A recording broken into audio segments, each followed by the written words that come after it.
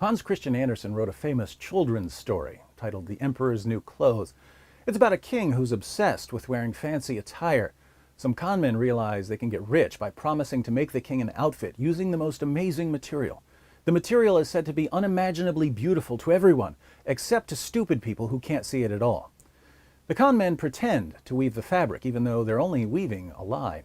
They understand that people don't want to be called stupid and that people will pretend to see the fabric even when there's nothing there, simply to avoid being called stupid. So the king's officials and the king himself praise the non-existent new garb. It's so beautiful! It's marvelous! I've never seen anything like it! The con men eventually make off like bandits as the king parades himself through the town, stark raving naked. These con men in Andersen's story apparently took a page from Muhammad's playbook, although they seem like mere amateurs when compared with the Prophet of Islam. Nearly 14 centuries ago, Muhammad spent 23 years delivering bits and pieces of what eventually would become this book, the Quran. Many of his contemporaries mocked his verses, and I don't see how any honest critic can regard the Quran as anything other than a disaster. The British philosopher of religion, Antony Flew, said that to read the Quran is a penance rather than a pleasure. And yet, the Quran is praised by 1.6 billion Muslims as the most spectacular and breathtaking book in the world. How did this happen? To find out, let's read two verses of the Quran, chapter 33, verse 36. It is not for a believer, man or woman, when Allah and His Messenger have decreed a matter, that they should have any option in their decision. And whoever disobeys Allah and His Messenger, he has indeed strayed into a plain error. Notice, once a decision has been made by Allah and Muhammad, a true believer's only option is obedience, which means that if you don't obey, or if you even think you've got other options, you're not a true believer. Chapter 4, verse 65. But know, by your Lord, they can have no faith until they make you, O Muhammad, judge in all disputes between them and find in themselves no resistance against your decisions and accept them with full submission. Muslims can have no real faith until they find in themselves no resistance against Muhammad's decisions. If you have any resistance at all to what Muhammad says, you're not a real Muslim. Why is this important? Well, if you've recited the Shahada, but you turn out not to be a Muslim because you don't obey Allah or because you doubt Muhammad's commands, the penalty for apostasy is death. Sunan an-Nasai 4069. The Messenger of Allah said, whoever changes his religion, kill him. So if you show the slightest doubt about anything said by Allah or Muhammad, you run the risk of having your head chopped off. Not surprisingly, the tendency among Muslims for the past 14 centuries has been to praise all things Islamic with ever-increasing zeal, regardless of that irritating burden we call reality. Let's look at a few examples. In his book, 23 Years, Iranian scholar Ali Dashti writes, the Quran contains sentences which are incomplete and not fully intelligible without the aid of commentaries, foreign words, unfamiliar Arabic words, and words used with other than the normal meaning, adjectives and verbs inflected without observance of the concords of gender and number, illogically and ungrammatically applied pronouns which sometimes have no referent, and predicates which in rhymed passages are often remote from the subjects. These and other such aberrations in the language have given scope to critics who deny the Quran's eloquence. Gerd Puin, the world's foremost authority on Quranic paleography, says this: the Quran claims for itself that it is mubin, or clear. But if you look at it, you will notice that every fifth sentence or so simply doesn't make sense.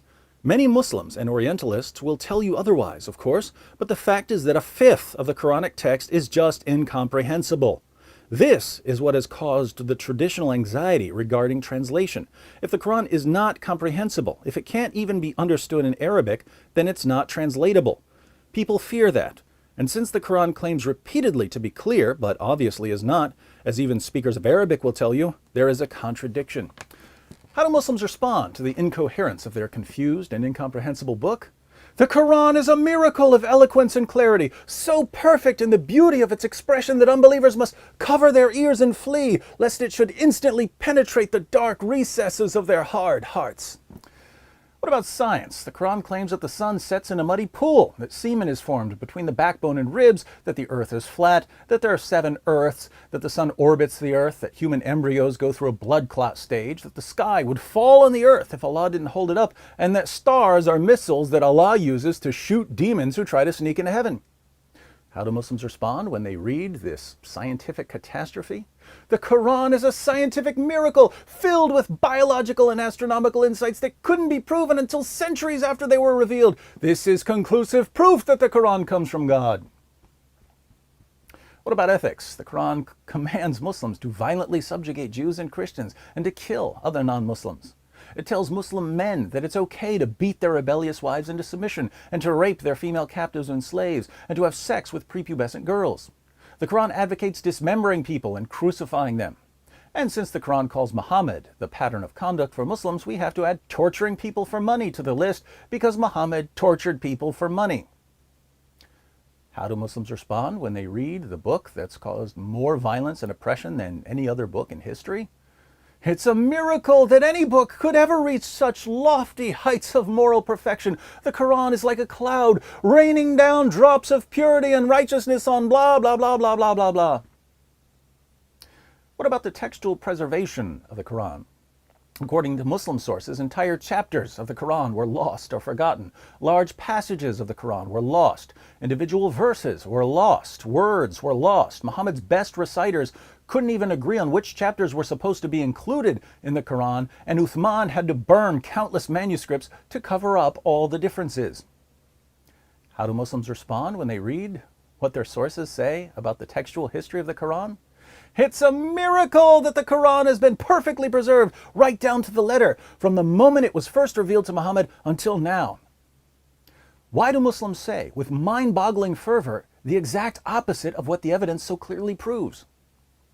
Never underestimate the psychological pressure of a potential beheading, my friends. Over the centuries, the Muslim community was conditioned to behave this way.